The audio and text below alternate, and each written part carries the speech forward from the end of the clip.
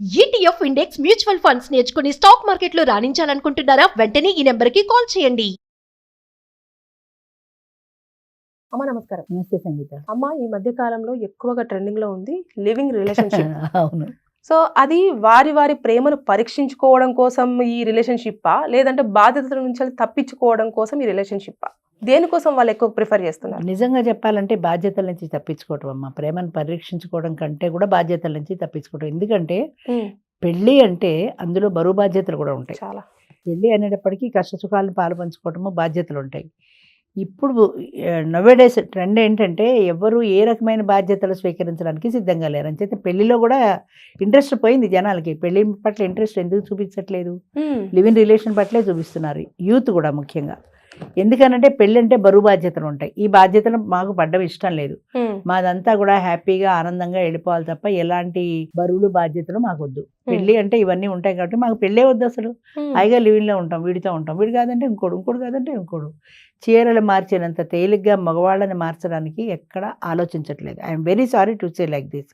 చాలామంది కోపం రావచ్చు ఇలా అంటే, కానీ అలా ఉండేవాళ్ళ సంగతి చెప్తున్నాను నేను. ప్రపంచం అందరి గురించి మాట్లాడాల.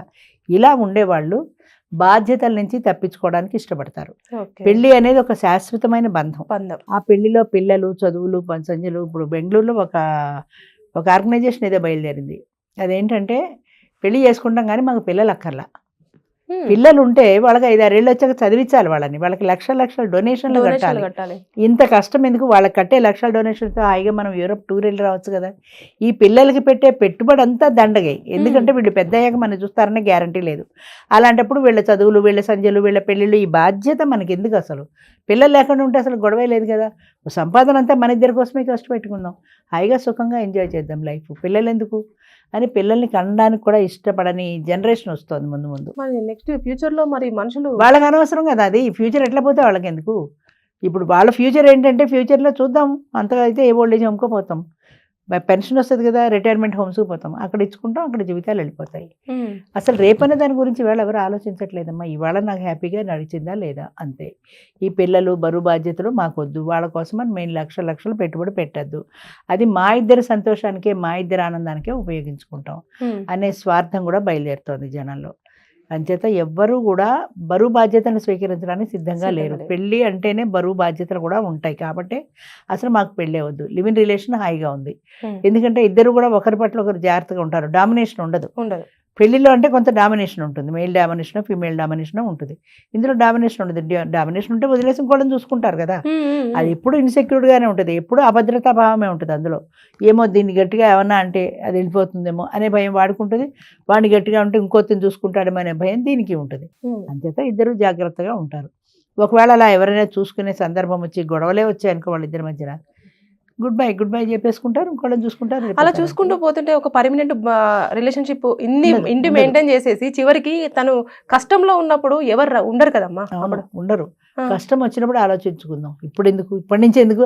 ఎప్పుడో కష్టం వస్తే సంతోషాలన్నేమో వేరే వాళ్ళతో పంచుకొని కష్టంలో నువ్వు రా అని చెప్పేసి ఎవరిని మనం పిలవలేం కదమ్మా. కష్టం వచ్చినప్పుడు ఆలోచిద్దాం. అది అప్పుడు ఎవరు వస్తారు అనేది. ఇప్పుడు సుఖంగా ఉన్నాం కదా, ఈ సుఖాన్ని వదులుకొని రేపు ఫ్యూచర్లో కష్టం వస్తే అని మనం ఎందుకు ఆలోచించుకోవాలి? ఫ్యూచర్ అనేదే లేదు అసలు. ఇవాళది హ్యాపీగా ఉన్నామా లేదా?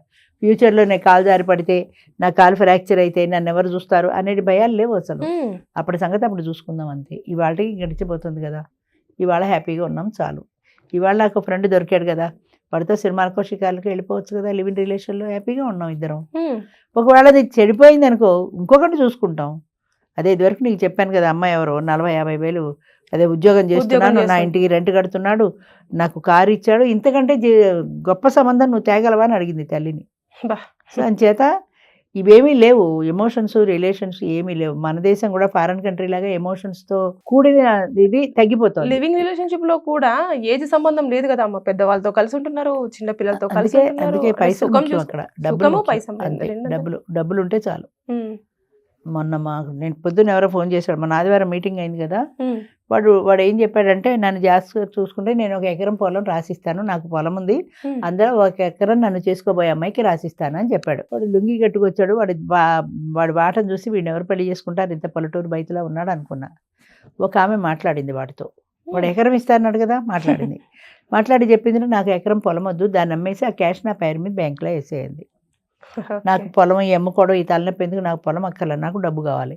ఆ ఎకరం అమ్మాయి ఎంత వస్తే అంత డబ్బు నా బ్యాంకులో వేసేయండి. వాడన్నాడు అది శాశ్వతమైంది కదా, పొలం ఎందుకు, స్థలం ఎందుకు అమ్ముకుంటానంటావు, రేపొద్దున్న రేట్లు పెరగచ్చు, ఫ్యూచర్లో పంట పండుతుంది, దాన్ని అమ్ముకోవడం ఎందుకు అన్నాడు. నాకు అనవసరం, నాకు కావాల్సింది డబ్బు, నువ్వు అది అమ్మేసి నా బ్యాంకులో వేస్తానంటే నేను పెళ్లి చేసుకుంటాను. వీడికి భయం వేసింది, అది పెళ్లి బ్యాంకులో వేసిన దాకా అది ఉచ్చుకొని వెళ్ళిపోతే అని భయం వేసి వాడు ఒప్పుకోలే, క్యాన్సిల్ అయింది. వాడు పొద్దున్న ఫోన్ చేశాడు, అమ్మ ఇలా అడిగింది నన్ను, నేను ఇష్టపడలేదు అమ్మడానికి.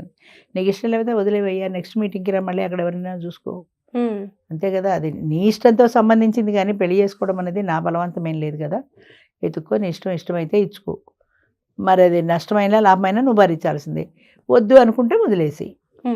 అంచేత ప్రస్తుత బంధాలన్నీ కూడా డబ్బుతోటి, ఆర్థిక బంధాలన్నీ డబ్బుతో ముడిపడ్డాయని కార్ల్ మార్క్స్ ఎవరో అన్నాడంటారు. అలాగా ఈ బంధాలన్నీ డబ్బుతో ముడిపడిన బంధాలు. అమ్మ, లివింగ్ రిలేషన్షిప్ లో కూడా బాధ్యత ఉంటది కదా, అంటే ఇప్పుడు ఆ అమ్మాయిని హ్యాపీగా ఉంచాలి, ఆ అమ్మాయికి నచ్చింది తీసుకురావాలి, నచ్చినట్టు ఉండాలి, నచ్చిన డ్రెస్ కొనివ్వాలి, నచ్చింది తినిపించాలి, ఇవన్నీ కూడా బాధ్యత పరంగానే చూసుకోవచ్చు కదా. బాధ్యతగా అనుకోడు, అది బాధ్యతగా అనుకోడు, అమ్మాయిని అట్రాక్ట్ చేయడానికి ట్రిక్స్ అనుకుంటాడు అంతే. అమ్మాయికి ఒక గిఫ్ట్ కొనివ్వాలి, అదొక ట్రిక్ ప్లే చేస్తే అది నాకు లైన్ లో పడుతుంది. కాబట్టి ఆ అమ్మాయిని ఆకర్షించుకోవడంలో చేసే ప్రయత్నంలో అది ఒక బరువు బాధ్యత అనుకోడు, ఇష్టంగానే చేస్తాడు. ఎందుకంటే అమ్మాయిని పటాయించాలి కదా, లైన్లో పెట్టుకోవాలి కదా. లైన్లో పెట్టుకోవాలంటే అమ్మాయిని ఆకర్షించాలంటే నేను హోటల్లోకి తీసుకెళ్ళాలి, సినిమాలకు తీసుకెళ్ళాలి, షికార్లో తీసుకెళ్ళాలి, అమ్మాయికి చీరలు గిఫ్ట్లు కొనివ్వాలి. ఇదంతా అమ్మాయిని లైన్లో పెట్టుకోవడానికి చేసే ఒక పెట్టుబడి, ఒక ప్రయత్నం అంతే. ఆ తర్వాత దాన్ని నిలబెట్టుకోవడం కోసం దాన్ని మెయింటైన్ చేసుకుంటాం. అదే నీకంటూ నిన్ను నమ్ముకొని వచ్చిన వ్యక్తికి చేస్తే మీకు ప్రేమిస్తుంది కదా. ఉండదు చేంజ్ ఉంటుంది కదా. పెళ్ళానికి ప్రియురాలకి వేరని ఇప్పుడు కాదు ఎప్పుడో చెప్పా. ప్రియురాలు అనేది కేవలం ఆకర్షణ మాత్రమే, అది నీ సొంత భార్య కాదు కాబట్టి అది ఆకర్షణగా ఉంటుంది, దాన్ని నువ్వు అలా ఆకర్షించుకుంటూ ఉంటావు అంతే. పెళ్ళాం అనేది ఇంట్లో గొలుసు కట్టేసిన కుక్క లాంటిది, ఇది ఎక్కడికి పోదు, ఇది ఇంట్లోనే ఉంటుంది, ఇది గ్యారంటీ టికెట్. ఇది అంతే, దీన్ని ఆకర్షించడానికి ఏ ప్రయత్నం చేయక్కల, నువ్వు చేసినా ఉంటుంది, చేయకపోయినా ఉంటుంది. అది అలా కాదు కదా, నువ్వు చేస్తేనే ఉంటుంది.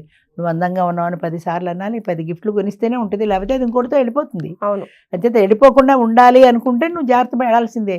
ఇది వెళ్ళిపోకుండా ఉండాలనే భయం లేదు. ఇది చెప్పాను కదా, గొలుసు కట్టేసిన కుక్క, ఇది ఎప్పుడు పోదు, దూదు అంటే తోకాడించుకుంటూ వస్తుంది. అంచేత పెళ్ళాం వేరు, ప్రియురాలు వేరు. ప్రియురాల మీద ఉండే ఆకర్షణ పెళ్ళాం మీద ఎవరికీ ఉండదు సృష్టిలో. ఉంటుంది అని చెప్పినా సరే అది నిజం కాదు. అందుకే ఉన్నన్ని రోజులైనా సరే హ్యాపీగా మన లైఫ్ లీడ్ చేసుకోవాలి, సంతోషంగా. రేపు కాలో చెయ్యపడితే రేపొద్దున ఏదైనా అయితే నన్ను చూడకపోతే అనే క్వశ్చన్లు లేవు. తర్వాత ఇంకోటి, ఇప్పుడు పెళ్ళాలు మాత్రం చూస్తున్నారా నిజంగా చెప్పాలంటే, వాడు బెడ్ రిడన్ అయితే వాడు వదిలేసి ఇంకోటి దగ్గరికి వెళ్ళిపోతున్నారు ఈజీగా. పెళ్ళైన బంధంలోనే వాల్యూ తగ్గిపోయింది. ఇదివరకు తప్పు పాపం అనేవి ఉండేవి, ఇప్పుడు ఏదీ లేదు. మన హ్యాపీనెస్ ఒకటే ముఖ్యం. అంటే బాధ్యతలకు దూరంగా పరిగెడుతున్నారు, అంతే. బాధ్యతలను దగ్గరలో ఉంటున్నారు, అంతే. కంఫర్టే ముఖ్యం, హ్యాపీనెస్ ముఖ్యం. బరువు బాధ్యతలు అనేవి మాకు వద్దు, అసలు మాకు వద్దనే చెప్తున్నారు. యంగ్ జనరేషన్ అయితే డైరెక్ట్ చెప్తున్నారు. ఇప్పుడు పేరెంట్స్ ఉన్న పిల్లాడు ఉన్నాడు అనుకో, వాడు పెళ్లి చేసుకోవడానికి ఇష్టపడరు. ఎందుకని? నీ పేరెంట్స్ ఎందుకు, నాకు తలనొప్పి, ఇవాళ రారనుకో, రేపు పొద్దున 10 ఏళ్ళకైనా వస్తారు కదా వాళ్ళు తీసుకెళ్ళి ఓల్డేజ్ హోమ్లో పడాయి, లేదా నీ సంబంధం నాకు వద్దు, నీ పేరెంట్స్ నా ఇంటికి రాకూడదు, అదే కండిషన్ అంతే. అందుకు ఇష్టమైతేనే తప్ప, అయ్యో వాళ్ళు పిల్లాడికి అన్నారు కదా, వాళ్ళకి అనబట్టే కదా నాకు మొగుడు వచ్చాడనే ఆలోచన ఎవరికి ఉంది? అసలు ఎవరికీ లేదు.